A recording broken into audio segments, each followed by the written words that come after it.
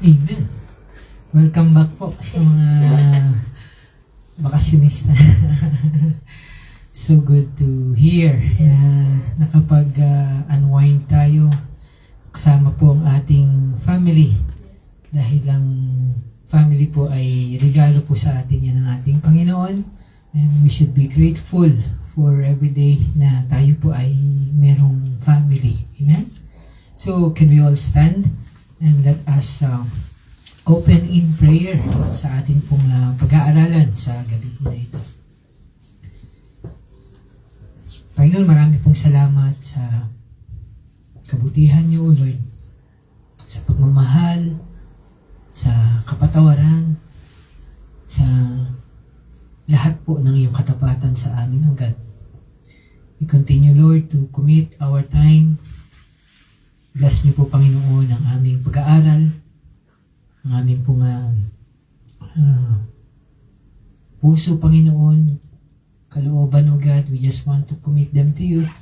Ano man po ang nagawa namin mali o hindi po naayon sa inyo, O God. We ask for forgiveness, Lord. And continue, Lord, to open us, O Lord.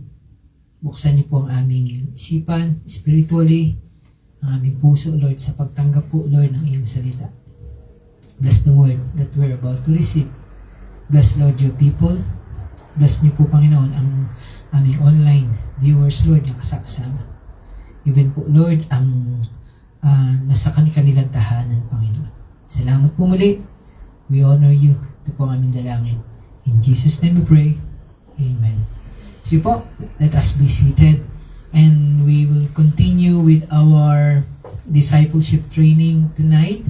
So we had a Christmas break. Nagkaroon po tayo ng break sa ating TESOL class. So tonight we will be resuming our marriage and vision by the Master. So again, this is the book of our pastor, Pastor June Malaso, and it talks about the blessed union. Ano po ba ang isang sagradong kasal sa mata ng gumawa ng kasal? Okay? So we had finished with our lesson 1, which is design. Ano po ba yung disenyo ng Diyos sa isang kasal? And then lesson 2, yung features of marriage. Ano yung katangian ng isang kasal na galing sa Diyos. And then for our lesson 3, it's about roles. May kanya-kanya po tayong role na ginagampanan bilang mag-asawa. And then, if you will remember, nung lesson 4 and 5 po natin, pinag-aralan naman natin yung responsibilities na meron po yung bawat isa. So, her responsibilities for lesson 4 and his responsibilities for lesson 5. So, tonight we will now move to our lesson 6 sa ating pong libro. And the title of our lesson is called Intimacy. Amen? Sabihin nyo nga po, intimacy. Intimacy. Na ibig sabihin lang nito ay you are very close sa isa't isa. Sa inyo pong asawa, okay? Palagay ang loob natin sa ating mga asawa. Kumbaga sa salita po natin, nagkakaintindihan kayo. Malapit yung loob o palagay ang loob ninyo sa inyong asawa na it's just telling us na kilala ninyo yung bawat isa, okay? Kasi minsan po makikita natin na napakahalaga yung intimacy. Dahil magugulat ka na lang, kapag wala ng intimacy sa buhay ng isang mag-asawa, doon na po nag-uumpisa yung gap na tinatawag. Na nagkakaroon na po ng tinatawag na lamat o na nagkakaroon na ng problema sa buhay mag-asawa. So ito po yung resulta ng pagsasamahan ninyo bilang mag-asawa. It is the intimacy. And intimacy is God's wonderful gift for married couples. Okay? Regalo daw po ito ng ating Panginoong Diyos sa mag-asawa na sila ay intimate bilang magkabiyak, no? So it is to be pursued and enjoyed within the confines of marriage only. Ang intimacy daw po ay para lang sa mag-asawa. Okay? Kaya kung hindi kayo mag-asawa, hindi kayo pwede maging intimate. Baka mamaya mas intimate ka pa sa iba kaysa doon sa asawa mo. Okay? So again, intimacy is a wonderful gift from God to the married couples. No? The world can give us a picture of intimacy, na kung paano maging intimate. Minsan nakikita natin ito sa magazine, di ba? Nung panahon natin na may magazine pa. Mas nakikita natin sa internet, napapanood natin. So, there are so many depictions kung ano po ba ibig sabihin ng pagiging intimate, at mostly nga po ito ay sexual in nature. Kaya nga, when the world teaches us about intimacy, it will be portrayed as worldly. Kasi galing sa mundo eh. Ito yung definition nila ng pagiging intimate. Kaya nga, nagkakaroon tuloy tayo ng sense na akala natin hindi tama ang maging intimate. Pero, hindi daw po dapat. Kasi minsan, kapag nasa loob na ng church, pinag-uusapan ito, para naiiwasan na yung mga ganitong topic. Kasi akala nga natin, yung attitude natin, nakikita natin sa mundo kung paano sila mag-portray ng intimacy, baka akala natin, ang mundo lang ang pwede magturo sa atin. Pero hindi daw po dapat. Kasi nga, God wants us to enjoy our intimacy. Na ang attitude natin when it comes to being intimate, si Lord ang gumawa nito. Regalo ito sa mag-asawa. Even the Song of Solomon, yung libro po ng book sa Bible, pinapakita sa atin kung paano ma-express ng mag-asawa yung intimacy nila. Kaya kung gusto niyo basahin yung Book of Solomon, makikita mo rito na pinapakita kung paano kayo parehas masisiyahan. Okay? So that's why, when we talk about sexual intimacy sa mag-asawa, hindi mo na kailangan sa iba pa na magtanong or humingi ng counsel. Kasi nga, the church itself, dito mismo sa loob ng simbahan po, no, ng church, meron po tayong kakayahan na mag-counsel kasi nga, ang authority natin ay ang Bible. Siyang author ng marriage. Okay? So, while intimacy promotes unity and purity in marriage, it also reflects the condition of the couple's relationship. Okay? Again, sabi nga po natin, dito natin makikita yung kondisyon ng relationship ng mag-asawa.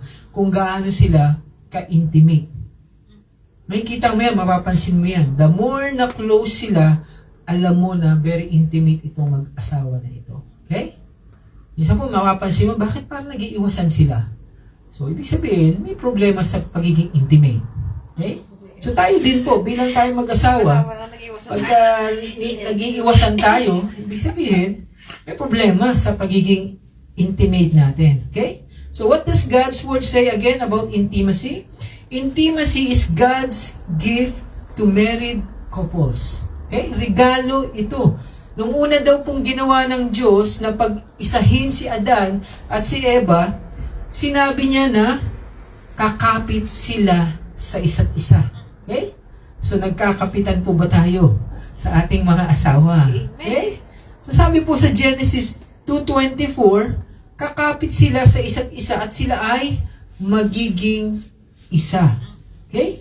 Can you picture this? No? Sabi po doon, therefore, a man shall leave his father and his mother, iiwan ng lalaki ang kanyang tatay at nanay, and hold fast to his wife, and they shall become one flesh. Kaya nga may cleaving na mangyayari sa mag-asawa. Pinag-isa na daw po tayo bilang mag-asawa. And this is an expression of being one sexually. Okay? Ito po yung pinapakita dito. So God therefore was the one who included the sexual union in the marriage relationship. Idea po ng Diyos po natin ito, na magkaroon daw po tayo ng sexual relationship. So, ibig sabihin, ito yung gift niya for marriage couples. No? Ang Diyos po nag-create ng sex sa mag-asawa. So, sexual union was included when God instituted marriage then He limited its enjoyment within the bounds of the marriage covenant only. Okay? Anong ibig po sabihin nito, no? Ibig po sabihin, ang sex po, hindi po para sa lahat. It is only limited for married couples. Okay? Kaya nga po yung sex po, no, nasisira yung beauty ng sex kasi nga they are doing it na wala pang basbas ang Diyos. Wala pang basbas sa kanila ng kasal. Okay? So, when you have sex outside of marriage, hindi po nila ito may enjoy fully kasi nga gift ito eh. Regalo ito ng Diyos. Hindi ka pa nireregaluhan, kinuha mo na. So, hindi mo ito ma-enjoy. Kasi nga, again, sex is for married couples only. So, intimacy is God's gift to married couples only.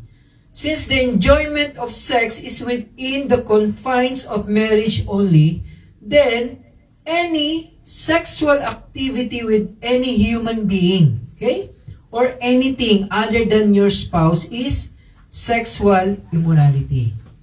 Kapag meron kang ginagawang sexual in nature na hindi mo naman asawa, then you are considered as sexual immoral. Ito po ang sabi ng Diyos. Okay? Sabi nga po sa 1 Corinthians 6:16, or do you not know that he who is joined to a prostitute becomes one body with her? Okay? Kung nakikiisa daw ikaw sa isang prostitute. For us it is written nga, the two will become one flesh. Kaya nga yung becoming one flesh, kailangan ito lang ay nangyayari kapag ikaw ay kasal sa iyong asawa lang, hindi sa iba. Okay? And then sabi nga sa 1 Corinthians 6:18, sabi po doon, flee. Umalis ka dyan. Tumakas ka dyan. Flee from sexual immorality. Kaya nga, ang sabi po sa Bible, para makaiwas daw po tayo sa sexual immorality, then, iayos mo yung pagsasama ninyo. Okay? Kasi hanggat hindi ka pa kasal, wala pa pong basbas ng Diyos. You are living immorality. Yun po ang sabi sa atin dito ng ating pag-aaral at ibig sabihin din sa salita ng Diyos. Okay? So again, kung hindi ka pa kasal, magpakasal kayo. As simple as that. Okay? Kasi nga sabi po sa 1 Corinthians 7:2, but because of the temptation to sexual immorality, each man should have his own wife and each woman her own husband. Since in marriage the husband becomes one body with his wife, sexual immorality is a sin against one's own body. Kung nakapag-isa na daw po kayo, hindi mo na po pwedeng maging makasalanan ka sa sarili mong katawan. Kasi nga, isa na yun isa na kayong katawan Okay? So the Bible says every other sin a person commits is outside the body, but the sexually immoral person sin against his own body. Okay? Kaya nga, sabi nga po again sa 1 Corinthians 6:19-20, you are not your own, for you were bought with a price, so glorify God in your body. Hindi mo na pagmamayari yung katawan mo kapag ikaw ay naligtas na. Pagmamayari ka na ni Kristo, kaya nga, ayusin mo yung katawan mo para sa Kanya. Okay? So moreover, since sexual intimacy between married couples is God's gift, then it is neither dirty nor sinful for the couple to engage in sexual activity. Kaya nga daw po kapag kasal na tayo, hindi na daw marumi o mali yung sexual intimacy. Nagiging madumi lang o nagiging mali kapag hindi pa tayo kasal. Okay? So, in fact, God's Word says that it is one of the ways by which they could glorify God with their bodies. Okay? Kapag tayo po ay nasa pag-iingat ng basbas ng Panginoon, yung pagiging intimate daw natin is not only holy. sa mata ng Diyos, ito po ay banal. It also promotes holiness kasi nga, naiiwasan mo na yung pagiging immoral. Okay? Kasi, uso po ngayon, test mo na. Okay? Subukan muna tayo. Kung okay, hindi nila iniisip na magpakasal muna. Okay? Yun po ang turo ng mundo. And sadly, marami po ang masasaktan. Marami po ang mapapahamak kapag ganito. Okay? So even po sa ating mga anak, kailangan talagang tinuturo natin ito. Kahit nasabihin nila na, buhay na nila ito, malalaki na sila, may isip na sila din, ibabalik pa rin natin sila sa salita ng Diyos. Kasi otherwise, they will also suffer the consequence. Okay? So, sexual intimacy is a married person's right. Karapatan po ng bawat isa ang sexual intimacy sa kanilang asawa. No? Tingnan niyo po sa 1 Corinthians 7:3-5. The husband should give to his wife her conjugal rights. Okay? May conjugal rights daw po. And likewise, the wife to her husband. For the wife does not have authority over her own body, but the husband does.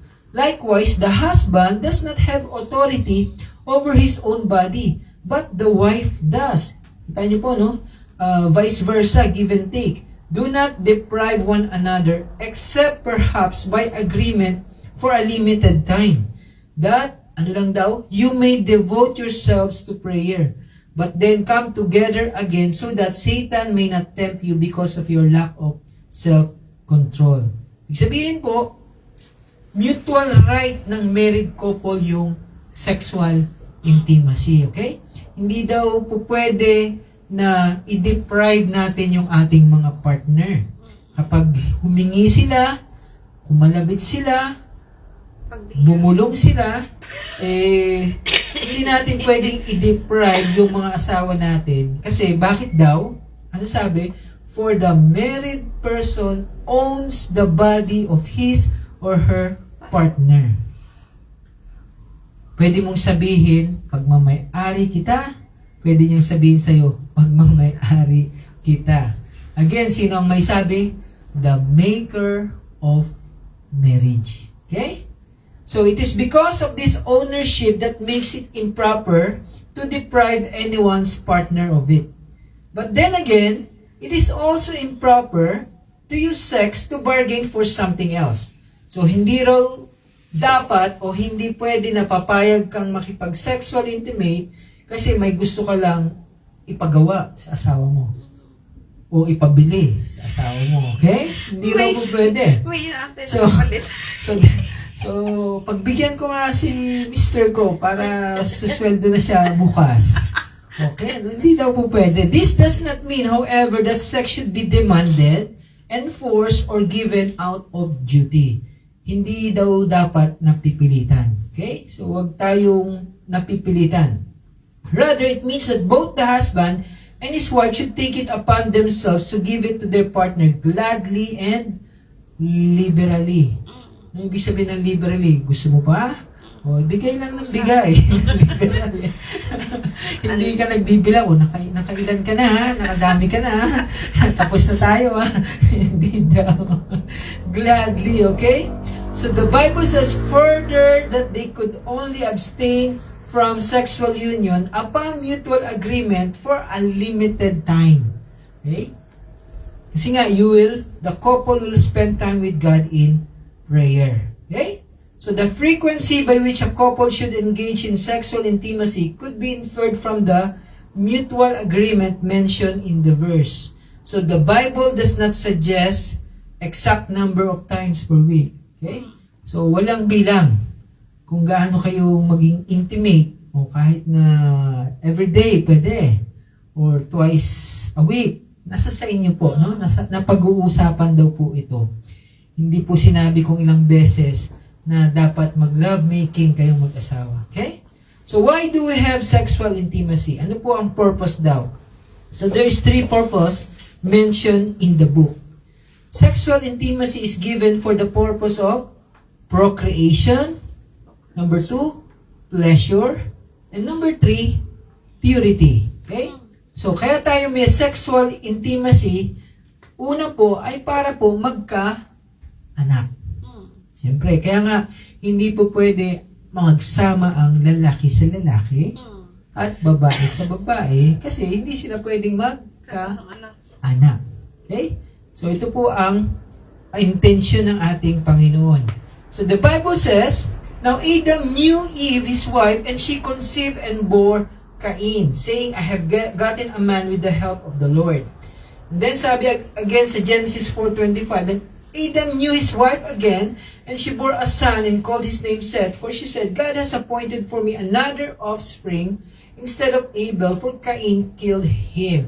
Kaya nga kapag nakita daw po natin yung new, kasi wala namang makikita na sexual intercourse dito di po ba? Wala tayong makikitang word na sex dito sa verses nito, pero yung sinasabing new, it is referring to sexual intercourse kasi nga, yung result ng knowing ay nagkaroon sila ng anak.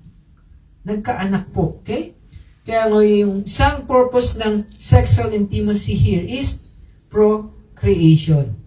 Pero hindi po ibig sabihin na every time na tatalik po kayo na mag-asawa ay para lang mga anak si misis. Hindi po, okay?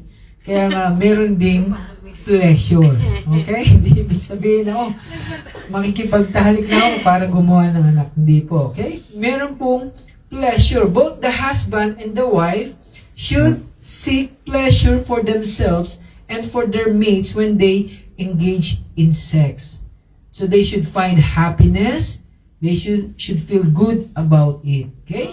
So, ibig sabihin po dito, kailangan na ibibigyan natin ng kasiyahan yung bawat isa. Okay? Sabi nga po sa 1 Corinthians again, 7:33 to 34, but the married man is anxious about worldly things, how to please his wife, and his interests are divided. Pero yung mga unmarried daw or betrothed woman is anxious about the things of the Lord, how to be holy in body and spirit.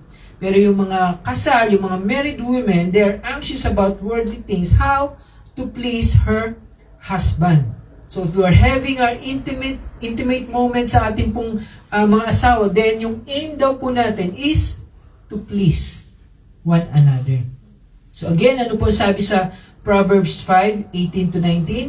Let your fountain be blessed and rejoice in the wife of your youth, a lovely deer, a graceful doe. Let her breast fill you at all times with delight. Be intoxicated always in her love. Okay? Magpakalunod daw po tayo sa saya sa ating mga asawa. Ito po yung ibig sabihin ng passage na ito, no?